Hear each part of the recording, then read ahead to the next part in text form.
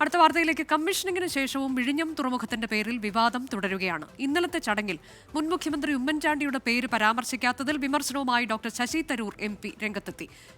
ചടങ്ങിൽ പങ്കെടുക്കാത്ത പ്രതിപക്ഷ നേതാവിനെ വിമർശിക്കുകയാണ് തുറമുഖ വകുപ്പ് മന്ത്രി VN വാസവൻ. പ്രതികരണത്തിലേക്ക്. നിശ്ചയമായും അദ്ദേഹം, ഞാൻ പറയുന്നത്, കുറെ കൂടി രാഷ്ട്രീയമായി വിവേകശാലിയായി മാറണം. എപ്പോഴും താൽക്കാലികമായി ഉണ്ടാകുന്ന വികാരങ്ങൾക്ക് അടിമപ്പെട്ടൊരു ശൈലി സ്വീകരിച്ചു പോകുന്ന ഒരിക്കലും ശരിയല്ല.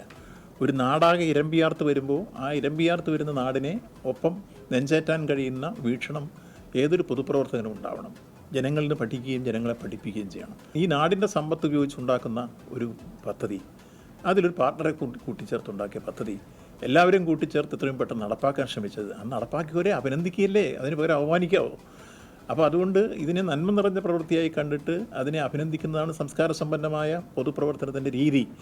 അതിന് പകരം അങ്ങനെ ക്ഷണിച്ചതിൽ ഇന്ന രൂപത്തിലുള്ള പാകപ്പഴമുണ്ട് അതും ഇതൊക്കെ പറഞ്ഞിട്ട് ഒരു ന്യായീകരണം ആരെങ്കിലും അതിനോട് കൂടുമോ? ആരും കൂടുക എന്നുള്ളത് തെളിവല്ലേ. അദ്ദേഹത്തിൻ്റെ പാർട്ടിക്കാരായിട്ടുള്ള ശശി തരൂരും വിൻസെൻറ്റും വരാനിട വന്ന സാഹചര്യം എല്ലാവർക്കും ഒരു കാര്യം മനസ്സിലായി.